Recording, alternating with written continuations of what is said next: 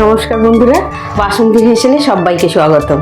তো আজকে আমি বানিয়ে দেখাবো ডাঁটা, আলু, বেগুন, বড়ি, চিংড়ি মাছ দিয়ে তরকারি করে দেখাবো। তো তার জন্য আমি নিয়ে নিয়েছি মশলা। এখানে আমি সর্ষে আর পোস্ত বেটে রেখেছি, টমেটো নিয়ে নিয়েছি, জিরে বেটেছি, পেঁয়াজ কুচি নিয়েছি, লঙ্কা গুঁড়ো, হলুদ গুঁড়ো আর ফোড়নের জন্য 5 ফোড়ন নিয়েছি। তেল গরম হয়ে গেছে, এবার আমি বড়িগুলো আগে ভেজে নেব।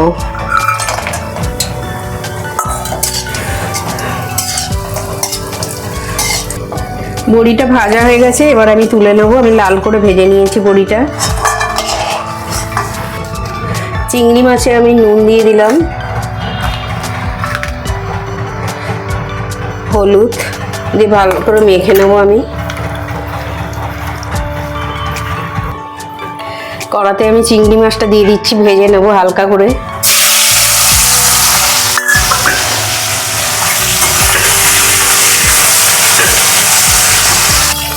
চিংড়ি মাছগুলো অনেক বড় বড় আছে, তাই আমি খুন্তি দিয়ে একটু কেটে দিচ্ছি, দুখানা করে নিচ্ছি। চিংড়ি মাছটা আমার হালকা করে ভাজা হয়ে গেছে, এবার আমি তুলে নিচ্ছি।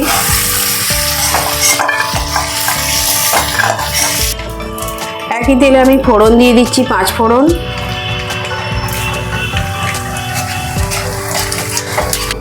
দিয়ে দিচ্ছি পেঁয়াজ কুচি,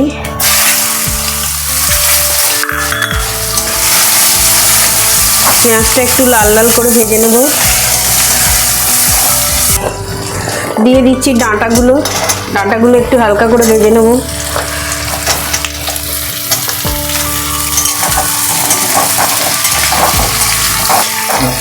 দিয়ে দিচ্ছি আলু আর বেগুন।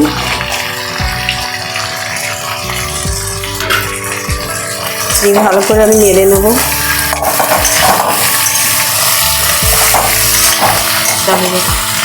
দিয়ে দিচ্ছি আমি টমেটোটা, দিয়ে দিচ্ছি আমি পরিমাণ মতন নুন, দিয়ে আমি ভালো করে একটু নেড়ে চেড়ে নেব।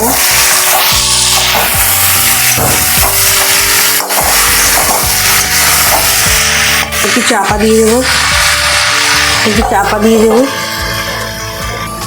ঢাকনাটা খুলে আমি দেখে নিচ্ছি।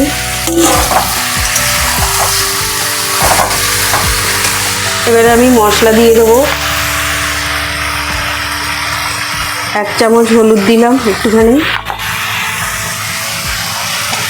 1.5 চামচ লঙ্কা গুঁড়ো দিয়ে দিলাম,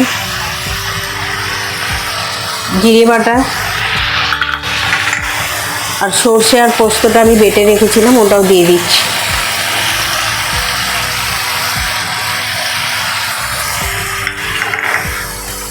দিয়ে ভালো করে আমি নেড়ে নিচ্ছি। সামান্য একটু জল দিয়ে দিচ্ছি কষাবার জন্য, দিয়ে আমি ঢেকে দেবো। মাছ আর বড়িটা আমি দিয়ে দিলাম, দিয়ে ভালো করে আমি কষিয়ে নেব, ভালো করে নেড়ে নিলাম।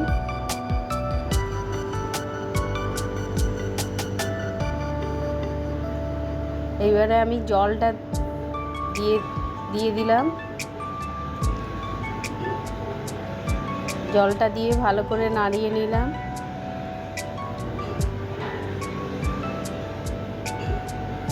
এবার আমার তরকারিটা রেডি হয়ে গেছে, নামিয়ে নেব।